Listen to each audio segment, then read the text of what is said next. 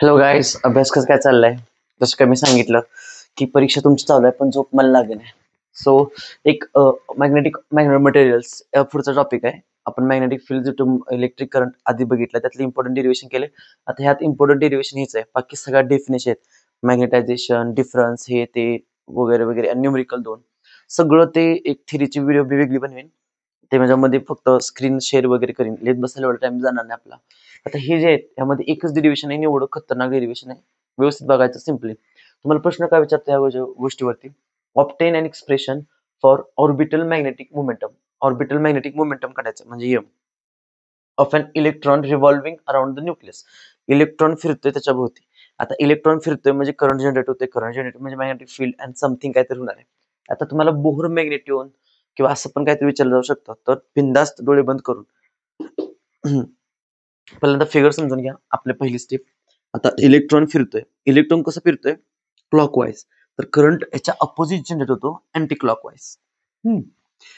जसं की जुन्या काळात त्यांना वाटायचे पॉझिटिव्ह चार्जेस पळतात, म्हणून त्यांनी तसं दिलं करंट. पण नंतर त्यांना कळलं की निगेटिव्ह चार्जेस पळतात, मग त्यांनी कन्व्हेन्शन ऑफ असं काहीतरी नाव दिलं.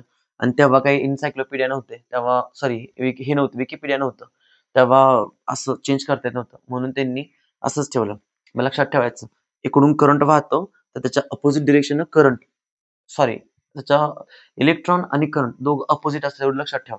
मग मी जर क्लॉकवाईज इलेक्ट्रॉन दाखवलाय, तर बघा अँटी क्लॉकवाईज करंट दाखवलाय. आता इलेक्ट्रॉन फिरतोय.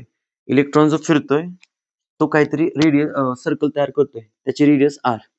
मध्ये जो येणार तो ऑर्बिटल मुवमेंट एम, आणि हा अँग्युलर मुवमेंटम एल बाय. तर मस्तपैकी डेरिव्हेशनला सुरुवात करायची. इथे दिसत असेल तुम्हाला. तर सगळ्यात पहिल्यांदा हे लिहिलं, हाफ मार्क. कन्सिडर लिहायचं, हाफ मार्क. आता फिगर झाल्यावरती सगळ्यात बेस्ट आपलं काय असतं, करंटचा फॉर्म्युला काय असतो? करंटचा फॉर्म्युला असतो चार्ज पर युनिट टाइम. इथं चार्ज कोण आहे? इलेक्ट्रॉन. आणि इथं एका इलेक्ट्रॉनला जो टाइम लागणार आहे कव्हर अप करायला, तो किती लागणार आहे? तेवढाच दुसऱ्या वेळी, तिसऱ्या वेळेला, म्हणजे इथं टीचं काय बनणार आहे? Time period. लिहून ठेवतो, Q is equal to E, T is equal to T I. Okay, हे झालं. ह्याला इक्वेशन 1 म्हणूया. आता खाली बघा, व्हेलॉसिटीचा फॉर्म्युला तुम्हाला माहिती आहे. व्हेलॉसिटीचा फॉर्म्युला काय असतो? Distance upon time. इथं डिस्टन्स किती आहे? सर्कलचा सर्कम्फरन्स म्हणजे 2 पाय आर अपॉन टाइम किती लागणार आहे? दरवेळी सेमच टाइम म्हणजे टाइम पिरियड लागणार आहे. ह्याच्यावरून तुम्ही टाइम पिरियडचा फॉर्म्युला काढू शकता. काय मिळतो? टाइम पिरियड इकडे आणायचं, व्ही इकडे आणायचं. टी इज इक्वल टू 2 पाय आर अपॉन व्ही. बघा दिसतंय का? टी इज इक्वल टू 2 पाय आर अपॉन व्ही. हे ह्याच्यात पुट करायचं. आधी मी हे लिहून घेतो, आय इज इक्वल टू, बघा इकडून इकडे येतोय फिगर. फिगर तेवढी लक्षात ठेवा.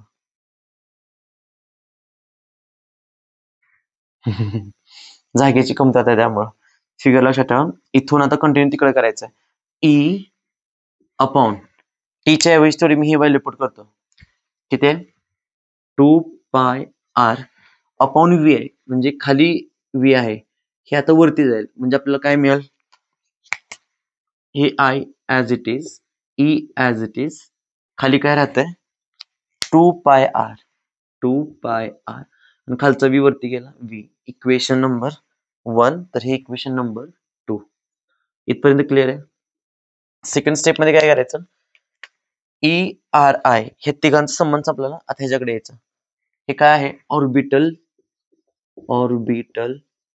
Magnetic movement.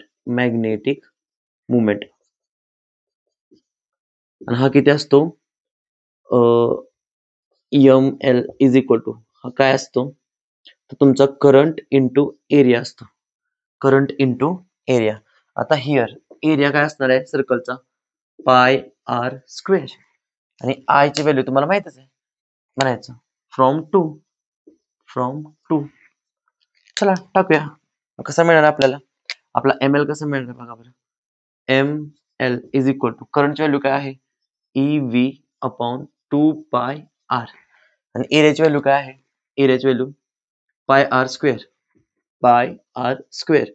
आर स्क्वेअरला एक आर कॅन्सल, पायला पाय कॅन्सल, म्हणजे तुम्हाला एम एल काय मिळालं?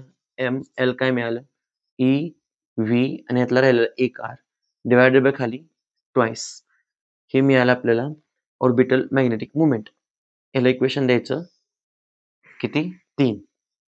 खूप सोपं आहे, लिंक वाईज जायचं. एवढ्यात आपलं संपत नाही. ह्याला हे एल पण आणायचं आहे. आता ह्याला एल लागणार. कसं ते व्यवस्थित बघा. आता ह्याच्यामध्ये हे जे आहे ना, ह्याचं काय नाव असतं? Magnetic movement.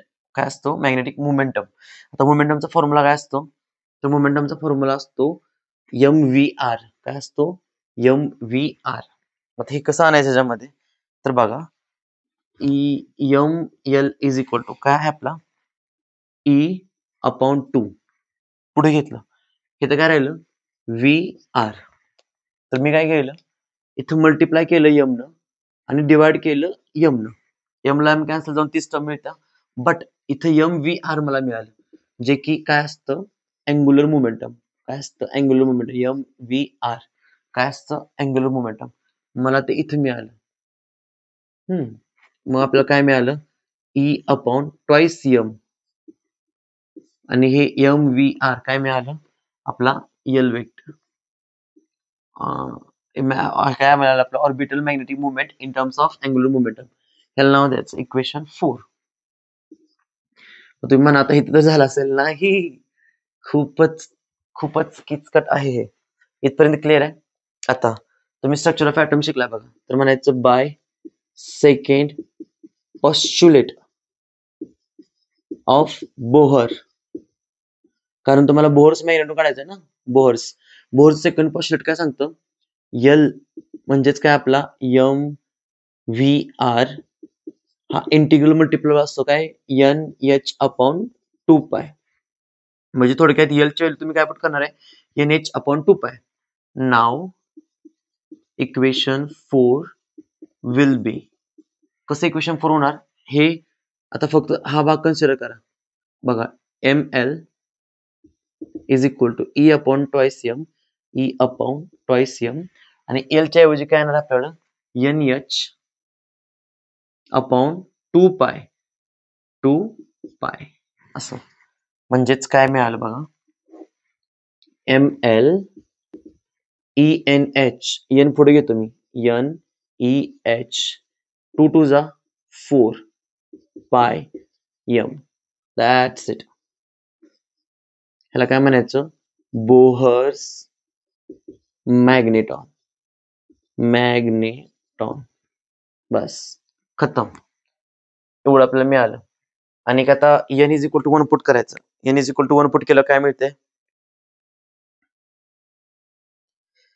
This is the required expression for orbital magnetic momentum of an electron revolving around the nucleus in an atom. For the first orbit आपल्याला काय मिळतंय? For the first orbit बघा, for the first orbit n is equal to 1. मग आपल्याला n is equal to 1 काय मिळणार आहे? मग इथं काय मिळणार आहे? ML is equal to n 1 झाला. माझा विषय संपला. राहिलं काय फक्त EH आपण खाली 4πm. आणि ऍक्च्युली ह्याला म्हणायचं बोहर्स मॅग्नेटॉन. बघा, सिंपल आहे. एक लिंक लक्षात ठेवायची डायग्राम वरून. I इज इक्वल टू घ्यायचं, परत तुम्हाला हे 3 मिळतील. हे झालं की ह्याच्याकडे जायचं. हे काय मिळणार तुम्हाला? I into area. Area put up केलं की तुम्हाला काय मिळणार आहे? असं काहीतरी मिळणार आहे. त्यात M अपॉन डिवाइड करायचं, तुम्हाला एल मिळणार आहे. एल मिळाला की परत बोरचं सेकंड वापरायचं आहे आणि हे मिळणार आहे. रिपीट करा, कळून जाईल. चला आता नेक्स्ट टॉपिक बघूया. ह्यातले डेफिनेशन्स वगैरे इम्पॉर्टंट सगळं करून टाका. यात जास्त काही नाही, समजण्यासारख्या छोट्या छोट्या गोष्टी आहेत. चला नेक्स्ट टॉपिक बघूया. बाय.